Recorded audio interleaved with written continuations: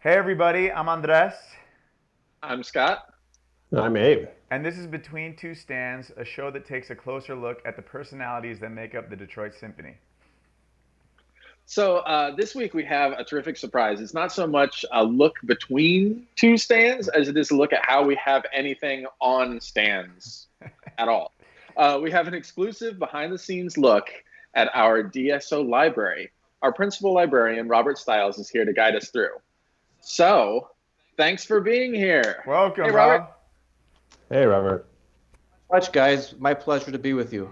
I just had to say, some people don't even know that there is a library or like librarians, and I just have to say, I've done orchestra gigs where there is no library, and it is just always chaos. It's just a necessary part of the orchestra world, and without it, it won't function properly. I don't know if you guys have Absolutely, yeah. had it without library, but we're very thankful for your guys' existence. Well, we like to think that we bring order out of chaos Yes. and try to make things work. We're all musicians. We're all high-level professional musicians, and our job just happens to be off stage. Although our product is on the stage, that you guys use to create incredible music. So when would we normally see you in like a concert setting? Because like you do make appearances, and like if people are paying attention, they're gonna see your face and be able to recognize you. But when does that happen? Sometimes before a concert, you'll see us on stage, wandering around, talking to musicians, or maybe putting out folders or exchanging some music for something that maybe has happened. Most of the time, though, you'll see us maybe right before the concert. We'll walk out with scores. We'll put on the podium for a conductor. And between pieces, you'll see us shuttling back and forth. Sometimes we are carrying music for soloists out. Sometimes it's iPads now, more recently. So you'll see us around in those situations, and hopefully nothing goes wrong and you don't see us in a different kind of light. So maybe backing up just a bit, how would you describe your job? What would you say your job is? Our job is to sort of help you guys have the materials necessary to do the best work you can do. And part of that entails us being music historians, music theorists, composers, arrangers, and people who are mostly well organized in our handling of all the things that we do day to day. A typical DSO season, this season notwithstanding, we'll play anywhere, from 100 to 150 different works, maybe, or actually a lot more than that, hundreds of works. At a classical season, quite a bit, and you add the pops material. Sometimes we'll play 25 pieces on a pops program, and we'll do 10 or 11 of those a year. And we have to provide individual parts for every single player on the stage. And it becomes a numbers game at a certain point where we're handling anywhere from 12 to 14,000 different parts in a year. And Wow. most of the time we bat a fairly high batting average, and everyone gets what they need, and it's prepared properly, and you guys sound great. So that's winning. Batting average, Yeah. 350. Yeah. Well, for our batting average, we're worth billions. Okay. Well, great. I'm excited. I understand that we have sort of a behind the scenes look. We do. My colleague Ethan Allen and Claudia Restrepo put together a little video of how we get a concert program started, what happens in that process, and then later in the program we have a special segment about how parts get bowed and how those kind of things work. Hey, what's up, guys? I'm Ethan Allen, librarian for the DSO. And I am Claudia Restrepo, Orchestra and Training Programs Librarian for the DSO. Okay, stop the tape. Robert, why don't they like you enough to include you on this tour? Well, you know how the president and the vice president never ride in the same car? Well, in this case, Ethan and I are not allowed to be in the building together because of the pandemic. It's kind of a joke, but it's kind of true. We've separately made the decision to not try to work together during this period, so that there's somebody always available. And Claudia, unfortunately, has to deal with both of us. So she's superhuman. Makes sense. Yeah, All right, let's get back. And we're in the library, showing you a little behind the scenes tour of what needs to go on with the music preparation before the music can actually happen on stage.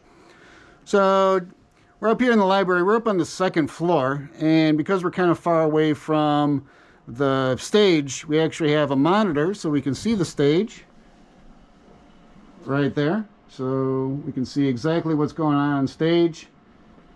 And we also have an intercom system, so if we need to run downstairs in case there's some kind of music emergency, we can someone can just call us and we can run down there. All right, stop the tape.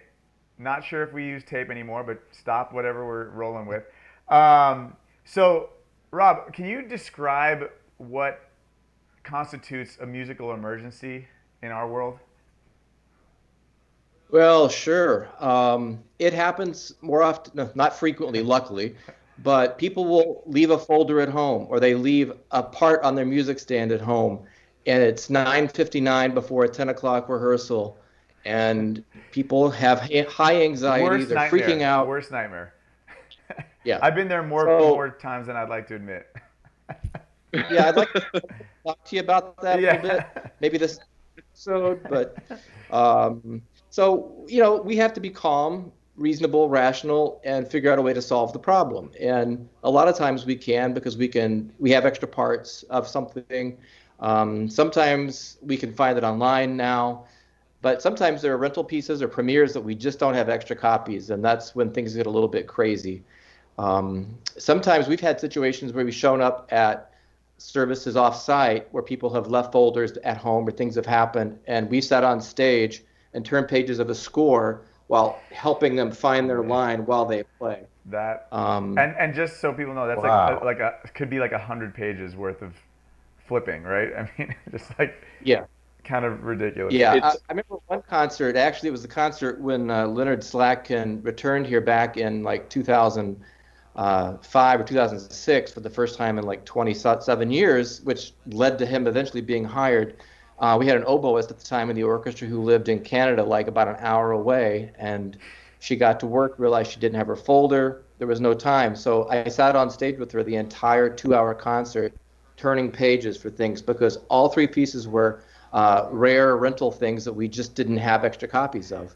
So if anyone sees anyone incredible. in the audience, if anyone in the audience sees you up there turning pages, you can just shame them for having they forgot their music. It's true. But usually after that, somebody brings me a nice present, a nice bottle of scotch, some beer. Oh, nice. That's worth it. Payback. Good. Yeah. So I see these as opportunities. Yeah. So there was something else that came up in that portion of this tour, and it was talking about the programs and the pink sheets. And is there I think most people are familiar with like a normal concert. You might have overture, concerto, symphony. It's pretty straightforward. But is there like an example of a really unusual program that you remember? Oh boy. Pretty much anything we do that's not classical is pretty unusual, It can be. We've done, crazy things with acrobats where we've had to sort of take an ordinary piece and truncate it to fit the exact routine that they're doing, for instance, that type of thing. We've had to work with arrangers and producers and managers in that way. A lot of times our Pops concerts are always a little bit odd in the way that they come together. Sometimes it's very last minute. We've had shows we've had to prepare a day or two ahead of when you guys see them, that we're printing out stuff madly and putting it together.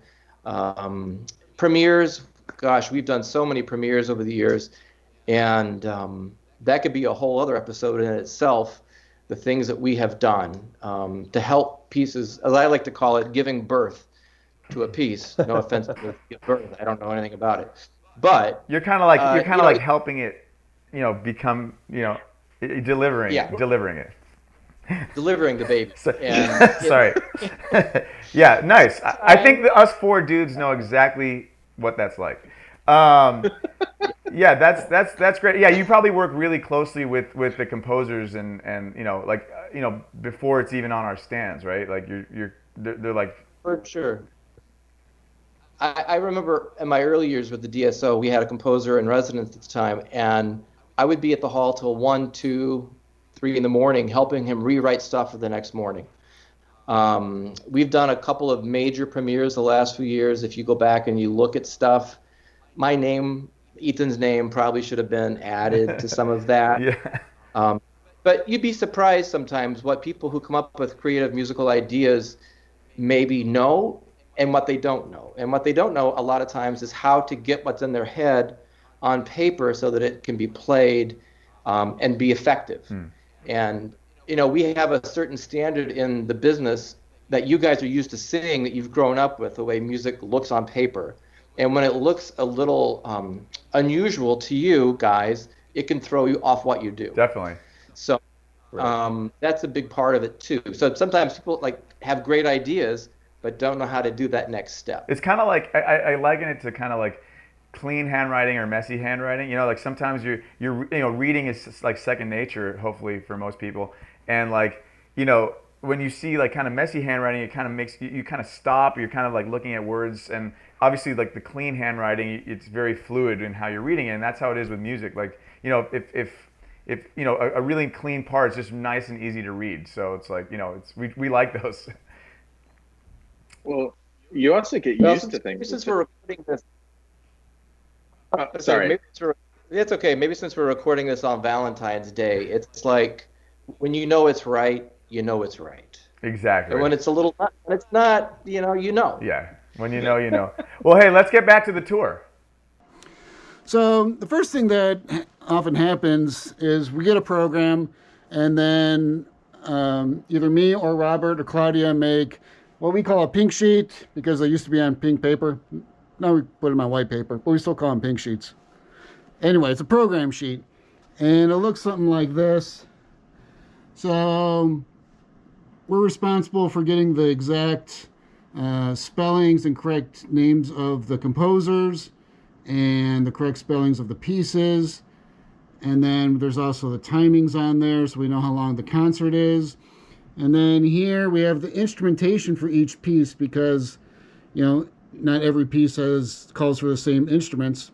So the personnel uses this to figure out who they need to hire for the concert. And the orchestra knows what pieces they play on.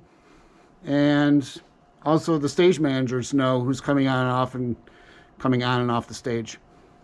So that's the first step. Then once we have the program, we start preparing the music. And here we actually have, this is all the music that's currently in process for this season. All right, stop the tape. So since this season is so unprecedented, you already talked about how you and Ethan are like separate and being available at any time in case one or the other of you becomes incapacitated. What else has changed for you with this season in particular? Because everything seems so hard to plan. Has that been a big difference? It has been a little different, and we've had to sort of come up with creative ways to solve problems. It's like when you have those payment options now that are touch free. We'd like to be touch free librarians. We'd like to not have that direct interaction, and maybe in some ways that we've had in the past with people and touching their parts and their folders and being that close to them on stage. So we've basically digitized every single part of everything we've played all year. Don't tell the copyright people, but we've kind of had to, so that you guys have access to stuff that you can see and practice in advance.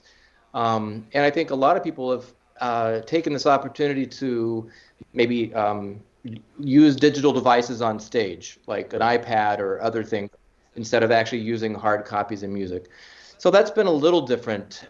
We've done some of that in the past, but not to this degree.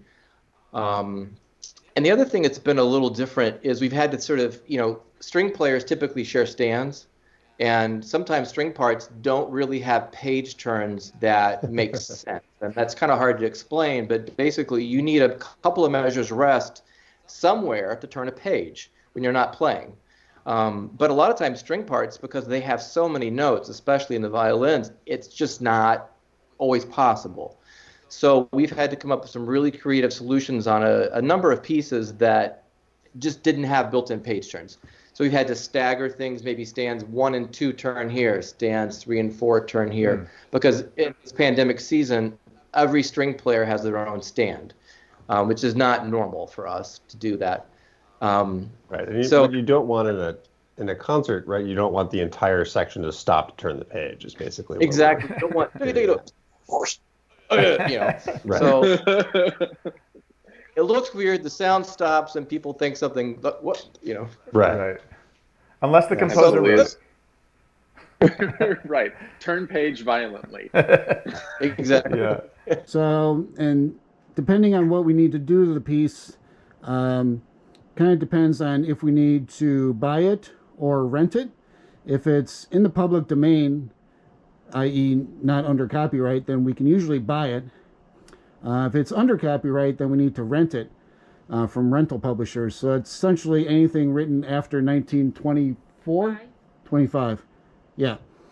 So all this is, it kind of looks like chaos, but it's controlled chaos.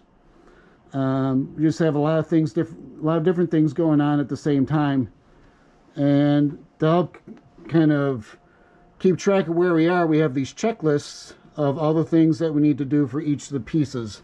So as you can see, we have the pieces up at the top, and then what we need to do, and then whoever finishes it kind of writes in their initials, and we know that that's done with that piece.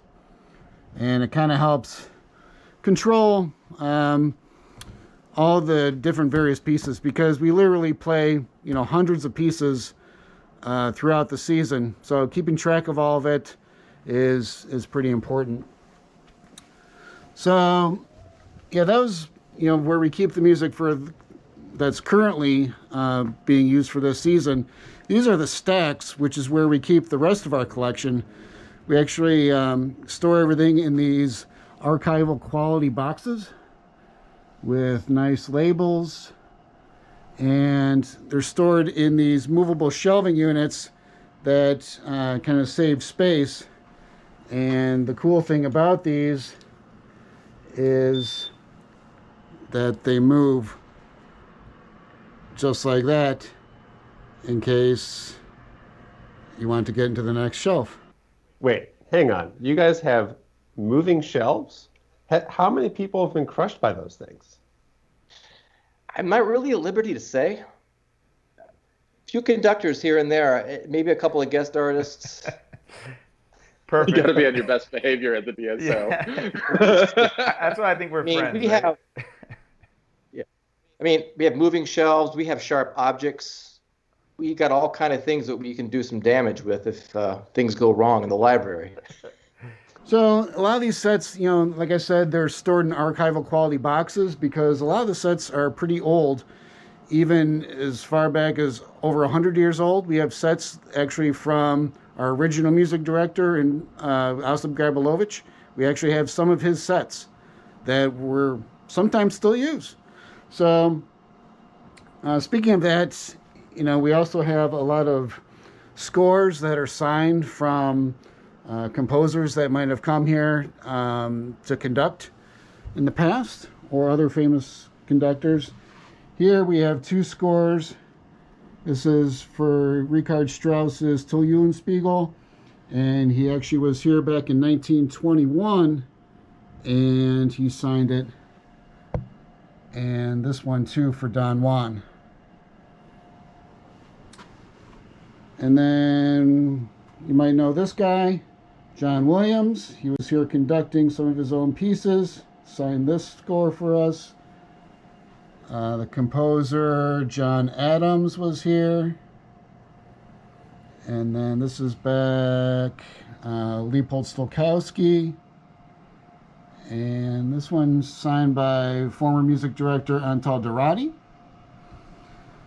And this score here, this is actually one of our prized possessions. It's actually Mahler's arrangement of Beethoven 9. And as you can see, Mahler actually reorchestrated it. And all these things that are in red are his additions to the orchestration to make it kind of a thicker sound. Obviously, Mahler had a very thick orchestration style. And this is actually his copyist, who's essentially Mahler's music editor, actually put in all these red markings and shows where all the reorchestration is. There was actually a PBS special about this this particular score right here, this arrangement. Another cool thing that we have is a whole set of music from the WPA, the Works Progress Administration. Back during the Depression, the government actually hired musicians to handwrite out parts. And as you can see, this is actually a handwritten part. But the music looks absolutely pristine. Like, you would never know that that's actually handwritten. And the cues are in red. So, like this part can actually follow the clarinet part in red. And it just looks really beautiful. So we have a whole collection of these WPA things that were handwritten. And they're actually cataloged and stored separately. Stop. I just have to say, I think that is awesome and amazing that we have those signed scores up in the library. I didn't even know that those existed. And personally, I love Richard Strauss, and that's amazing that he signed those. That's awesome. Do you guys have a lot of those? We have a couple. We have a nice collection of these kind of things that we have found over the years. When I started with the orchestra, I knew about a couple things, but it was only through a process where we were actually taking our orchestra materials and transferring them from these old storage boxes to new ones that we came across a lot of the treasures that we have. Oh, wow. And it was an amazing process. It was a couple years. It happened probably 2002 through 2006 or so that we kept on in this process finding things that we didn't know.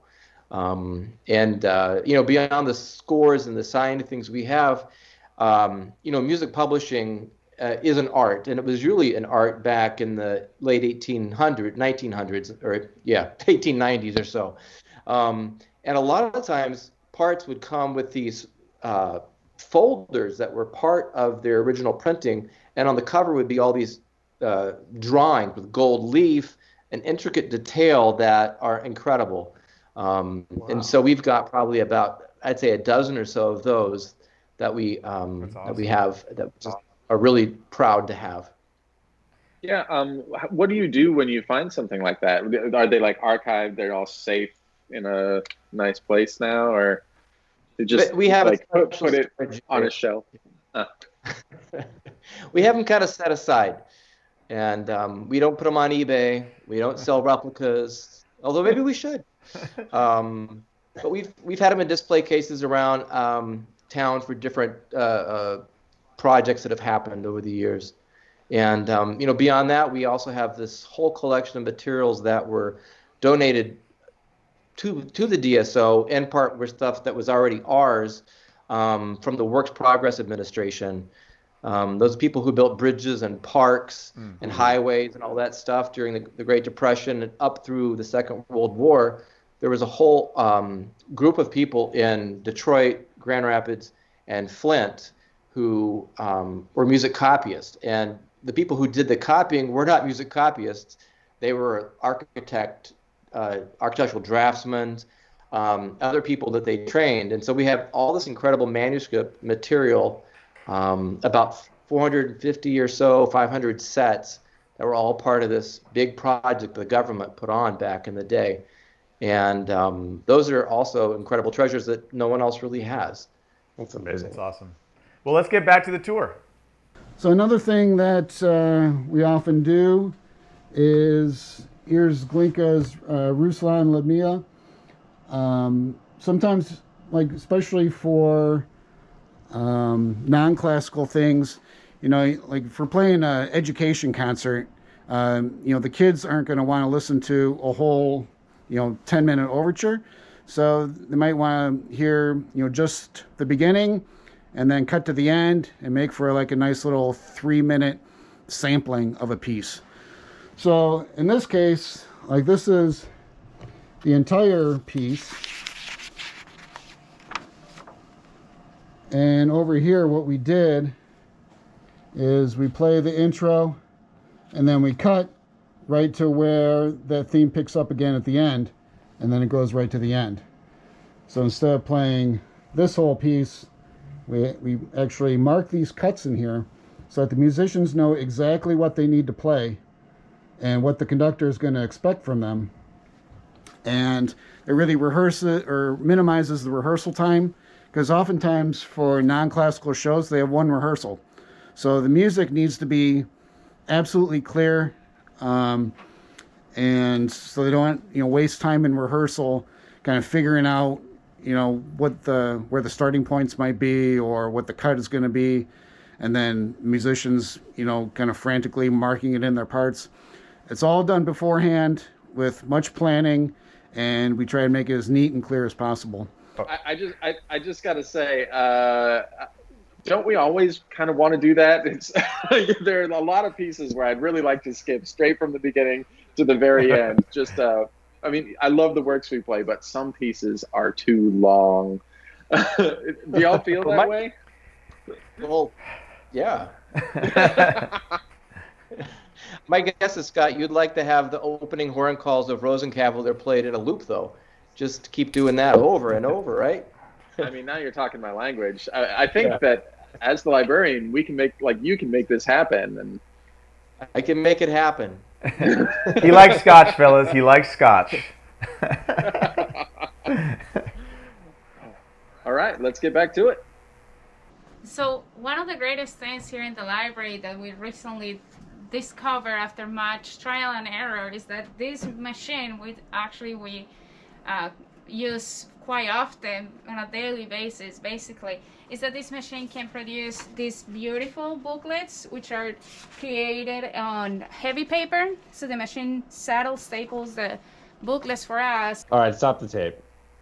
How many office space moments have you had with that copy machine? I mean, how many times have you destroyed one of those things? I'm going to need you to come in on Saturday. You know what? We have a love-hate relationship with that particular machine. It does a lot of great things, but sometimes the way that it thinks is just different than what we've been used to. So we've had to restrain ourselves to, not go any further at moments. That's for sure. It's an incredible piece of technology, these machines that we have that do a lot of copying and a lot of printing and a lot of binding for us. And we're lucky that we have it, for sure. How many copies do you feel like you might make in a busier week for that particular machine? That's a good question. Go through a lot of copies. Pages, thousands, literally thousands. Wow. One of the things that we do, we provide scores for the webcast folks. And, a Mahler symphony could be 175, 250 pages. Even a Mozart symphony could be 70 or 80 pages, depending on which one it is. And, we typically have provided 8 to 9 copies of the exact same score for every piece that we play on a classical season. Because we, want to have one for the conductor, the cover conductor. We like to keep one in the library or 2 for us in case we have to reference something. We like to have 3 or 4 for you guys to come and reference. And then we'll have one for the recording engineer and or the webcast people. Wow. So it gets a little crazy. I think we have gotten to the point, though, where we've begun to move all digital for the most part. There's some people who still want a hard copy, and I understand why. It's easier, like for the webcast, a lot of times to call shots with a piece of paper. But a lot of times people, especially now, the pandemic, I think, has driven people more to the digital way of looking at things. And honestly, I'm really hoping we continue to do that. I might kind of insist that happens. I mean, I'll say it's really nice this season to have been, since I've been doing Boeings for some of the shows. It's really nice to be able to do them on my iPad, and just like email them sure. back and forth. And it seems like, especially for some of the pop shows, it's really easy because you can kind of just print them out instead of having to hand copy them in each part. Right. Well, and that's kind of unusual. We typically don't do that. Yeah. We typically try to provide for the string players parts that have bowings that are in pencil because things change in rehearsal. Like the conductor takes the tempo too fast and what we thought would work with the bow is not going to work. Yeah. So things change. But this season's been a little different, and sometimes pop shows get treated that way, just depending on what it is anyway. But the digital way of handling the bowings this year has been fantastic, and I have to give a big shout out and thank you to my colleagues in the orchestra who do this. All the principals and the assistant principals, and everyone's been doing it digitally and sharing stuff, and it's been fantastic. And I just found this out last week, and I did not know this.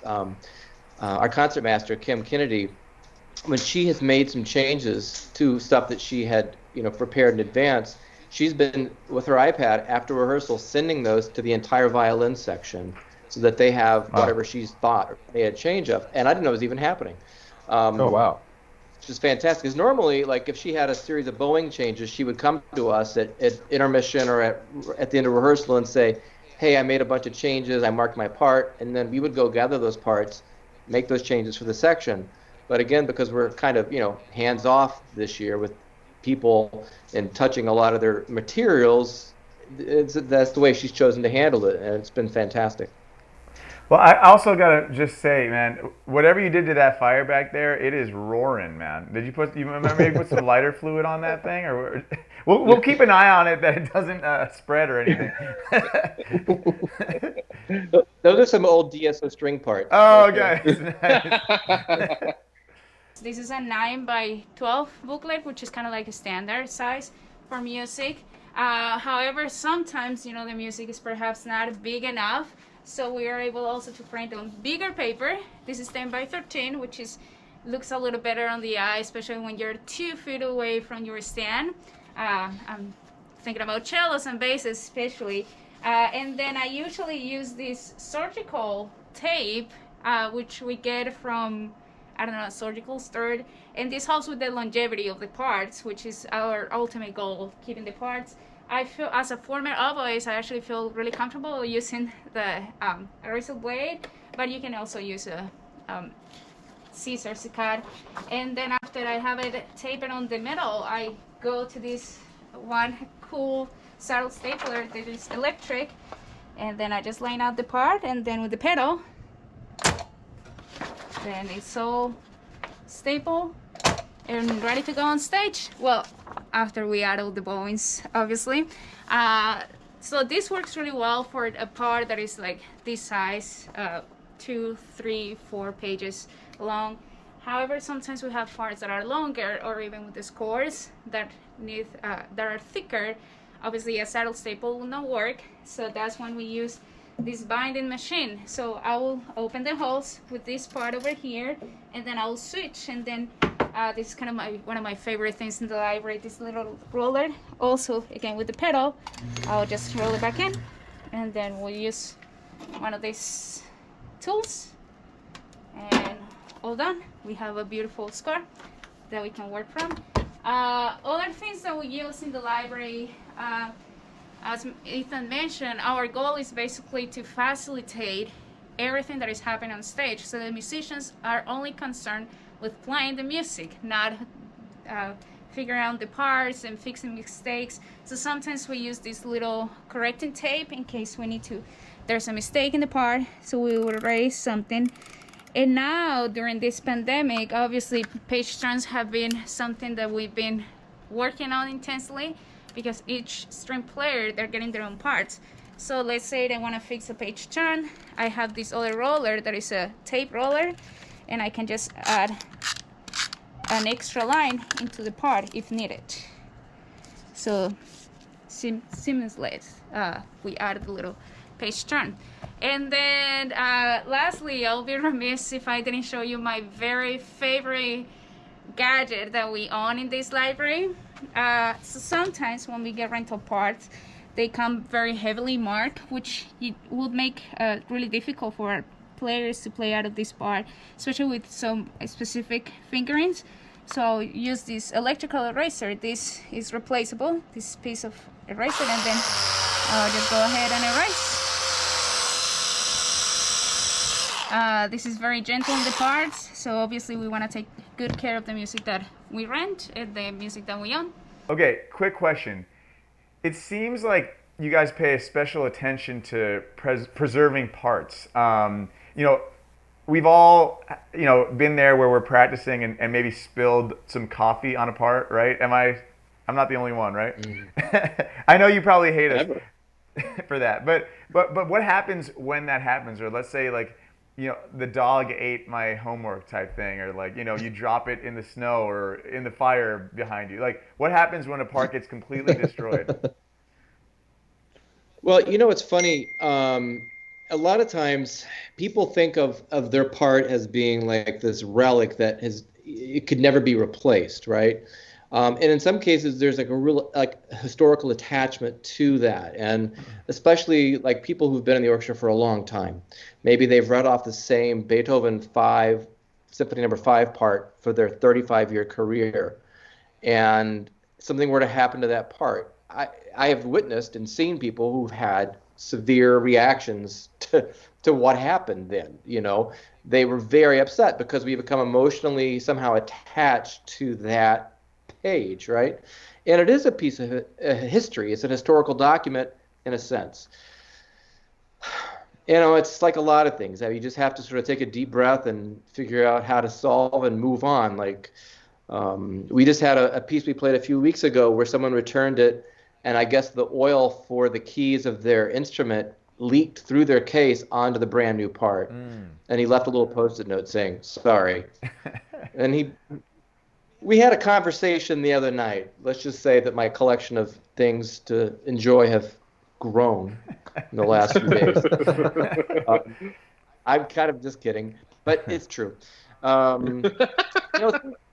Things do happen, and we try to preserve the historical things that are really unique and special. And as a lot of our older DSO materials that maybe you guys haven't even seen, we do have them in special archive quality boxes, and they're the same kind of stuff the Library of Congress uses to preserve materials. Back, I think it was in the year 2000, we got funding and we bought these special new boxes. And I mentioned earlier we were transferring stuff from one series to another. So we try to do the best we can to keep the materials safe and preserve them as long as we can. But it's a tightrope that we're kind of walking between using a piece of performance art on stage that's a piece of paper that does have a lifespan. And, people are sometimes shocked when I tell them that we still use materials that date back to the 1890s at times. We have some sets like that. And in fairness, some of them also look like that. I've definitely played some parts where it's like, oh, this page has been turned. It's brittle. It's It's so good, right? Scott, is that because your oil leaks on the parts? Go right through. Yeah. Busted. Okay. Yeah. Well, and that's the tricky thing. Like I mentioned, we've had people in the orchestra who have real attachment, and we understand that. But there's a certain point at which the paper is done, right? Honestly, I've only been there for 6 or 7 years now, if this last year counts. When I get a part back, I'm like, oh yeah, I remember I wrote that, and it does kind of feel like something's coming back home, and there's a familiarity to it. So if someone's been there for 30 years, I can't imagine. Right, absolutely, and we get a vernacular as orchestra musicians, right? When you're younger as a student, you're learning a piece, and you come back to it the second time, or the third time, or the fifth time, or the 10th time. As you've maybe been in the orchestra for a long time, and you've played that same piece, you're used to seeing that visually. It's part of your performance experience, and it's just something that you kind of grow accustomed to. So when there's change, sometimes it is a challenge for everybody. Well, let's get back to it. And then I hope that this was very instructive for you, and that we're really happy you joined us on this little tour.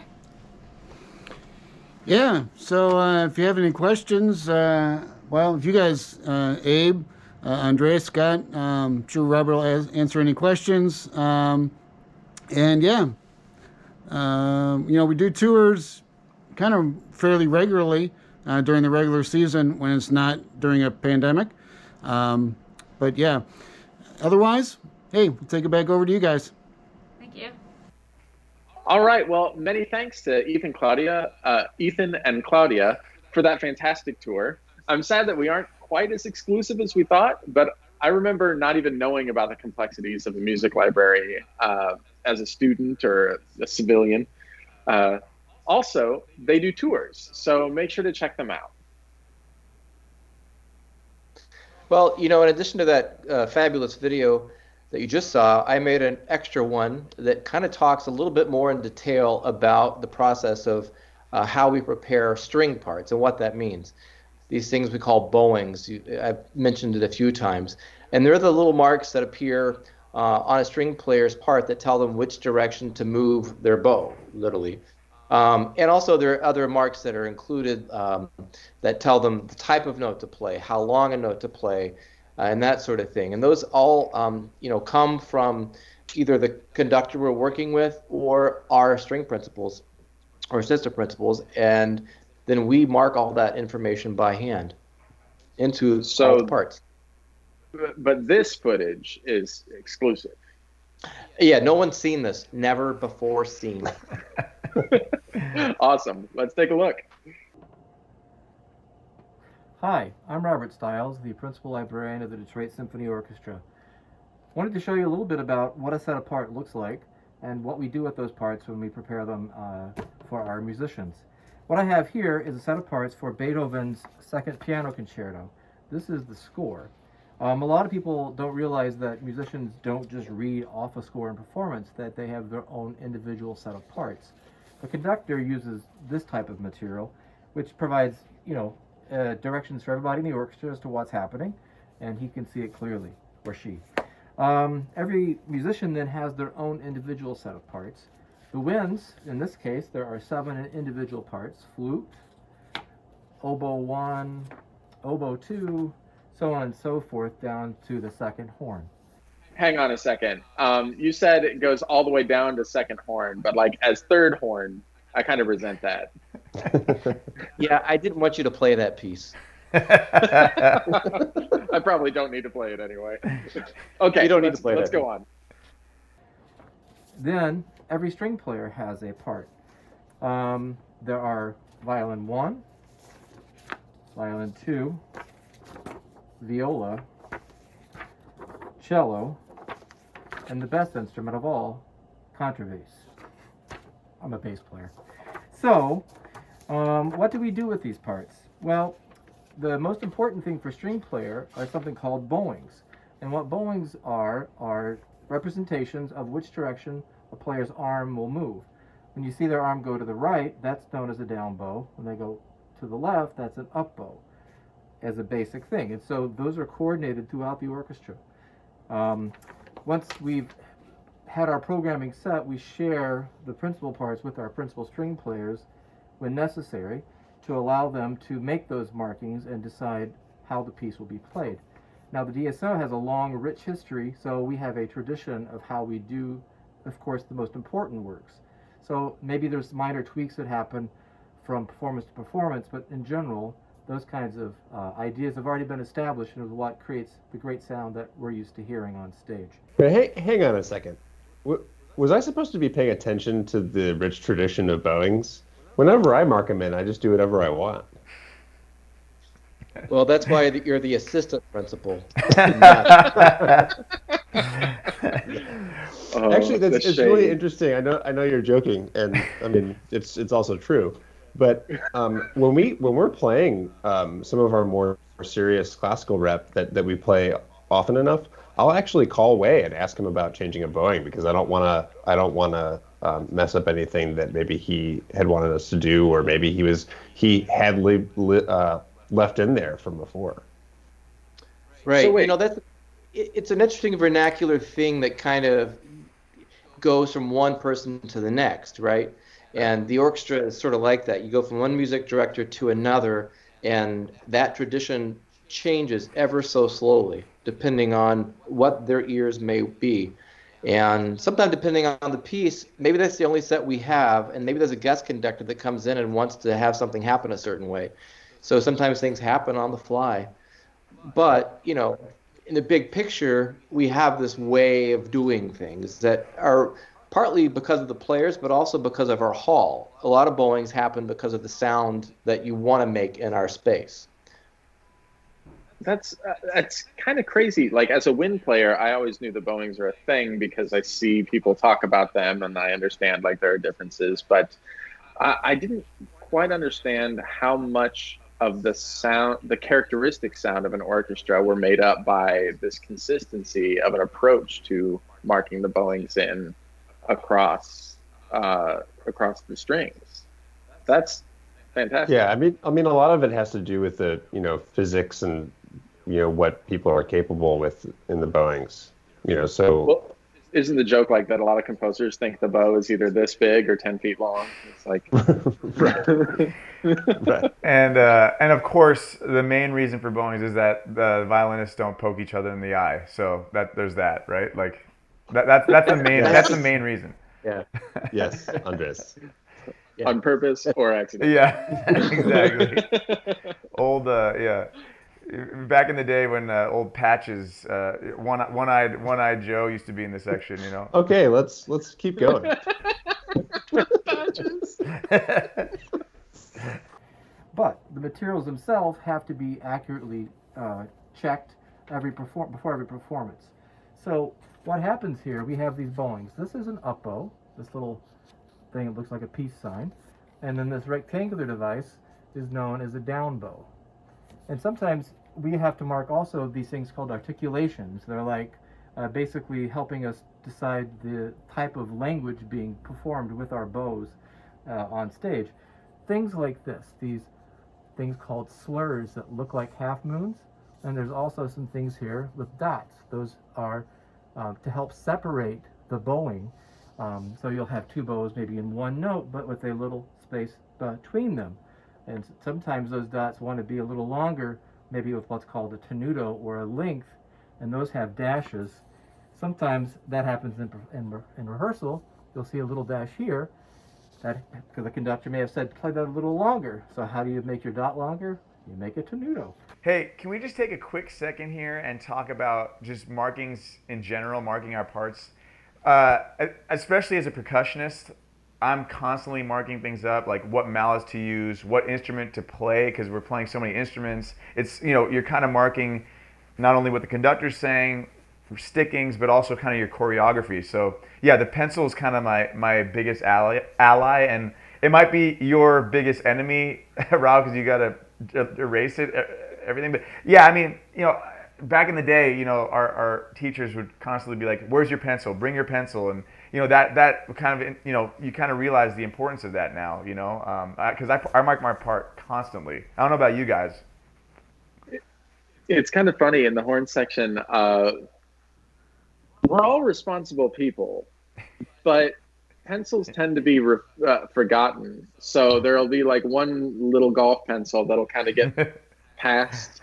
During the pandemic, we've been a lot more responsible. But it's interesting. Whenever some particular, I would say markings are a little less important for horn players in general because it's typically you make the sound that you see on the page. But if there are certain effects that you want or alternate fingerings that you might want to put in, or just like, hey, pay attention, the conductor is going to do something.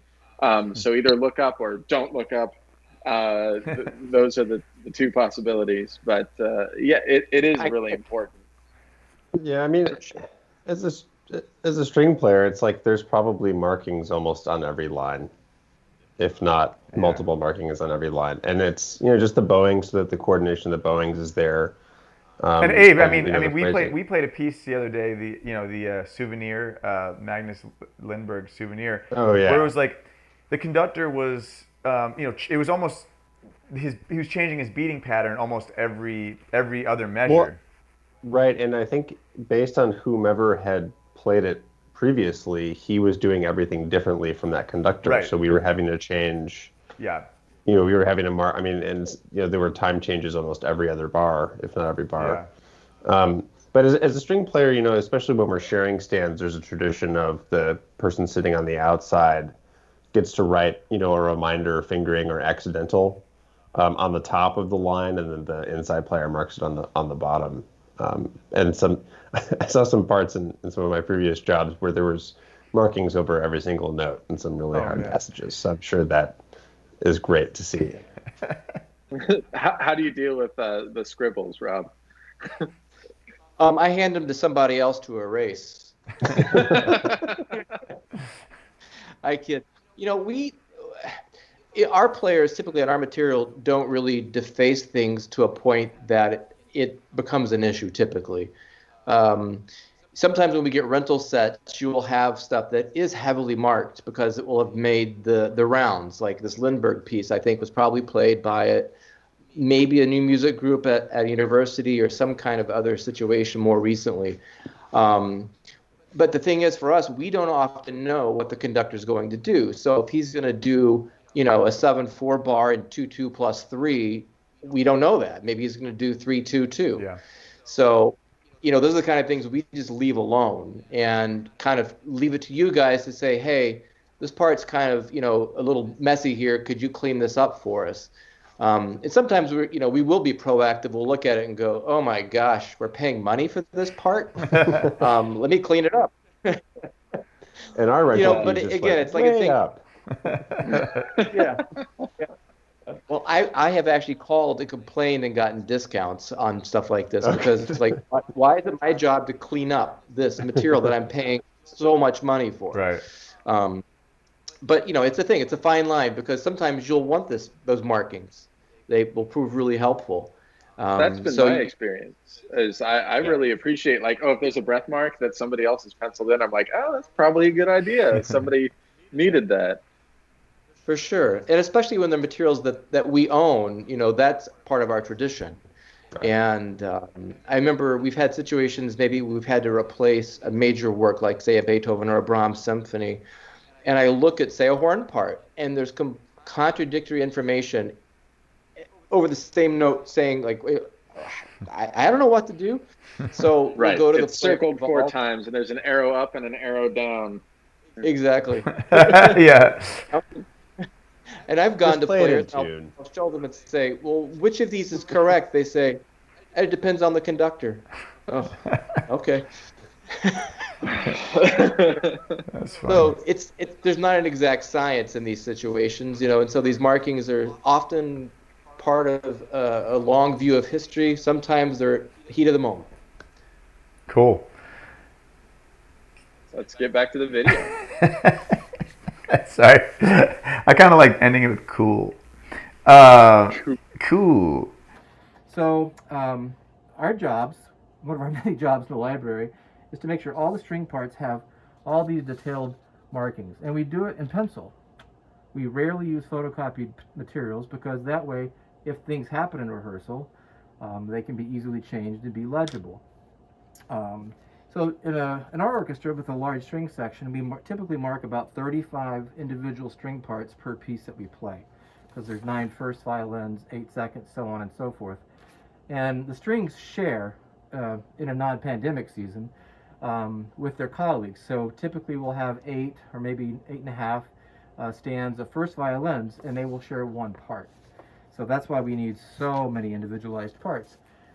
The majority of what we do here in the library, besides organizing all these materials, is spent checking the bowings for these pieces. It's an enormous task, and we usually have an army of people that kind of help us with that. Hang on. Did you just say an army of librarians? Should we be frightened?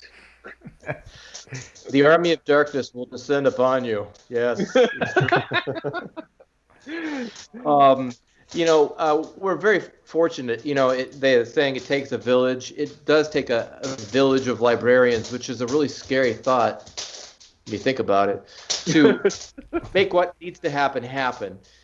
because we play so much music, and sometimes we're playing, as you guys know, 2 or 3 different concerts a week in a normal year, there's just a ton of turnover, things that happen. So from the beginning of starting a program preparation to marking the materials, to making changes in the parts that need to happen with cuts or errata or other things that may need to go on, to putting it in the folder, to taking it apart, putting it away, shipping materials back. There's a long checklist for everything that happens. And we're fortunate not only to have myself and Ethan as full-time members of the orchestra, but having Claudia with us full-time. And we have a number of other people who help us with that process too, that work part-time in the library. And without them, we'd be really lost. And I have to say, that's one of the hardest things about this pandemic season, is not being with my colleagues, both on stage, but in the library, and the camaraderie that we have had over the years. We have people who've worked with us for 14, 15 years. And, sometimes the library is a little crazy. It could be a fun place. This is not the lady at the, no. It's a fun library. It's a fun library. It's for fun. It's happy fun house. Yes. It's kind of nice because I know that the DSO, the culture is like pretty tight knit. We typically enjoy each other and each other's company and all that. But do you feel like music librarians have a network? Is there like do you all get along? Could you have the Army of Darkness descend if you all assembled like the Avengers? Yeah. Avengers assemble, librarians assemble. Yeah, it's true.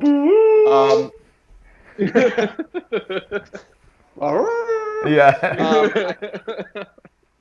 I think it's, yes. There's an association called the Major Orchestra Library Association, otherwise known as MOLA, and every year there's a convention. And my predecessor at the DSO, Hona Yafi, was one of the founding members of that organization. It's been around since 1980.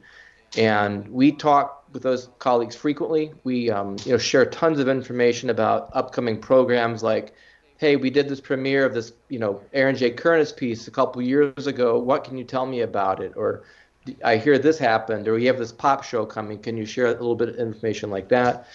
The other thing we do is we share these lists of what's known as errata, known mistakes and parts.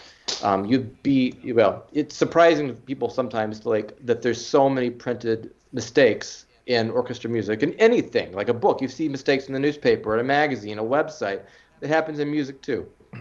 So people have gone through painstakingly, like monks, and compiled all this list of misinformation, and we share that back and forth. And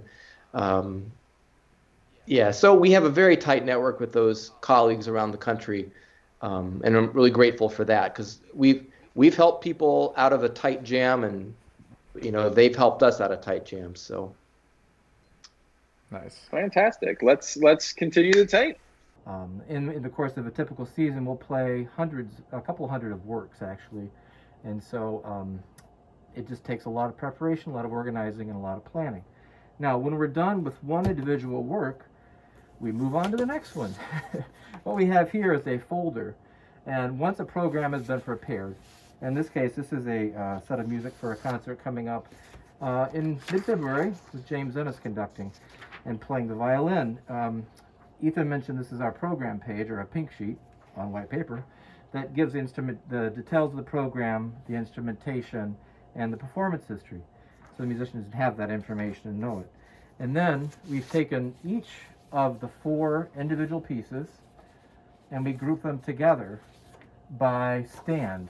So violin 1, stand 1. And here you'll notice there's a slash of. That means part 1 of 9, part 1 of 9. So that's how our organization system inside the library works. Anyway, so we'll lay the materials out, grab one of each of the proper parts for this specific folder, violin 1, stand 1, put them in the folder, make sure there's a program page, and move on to the next pile.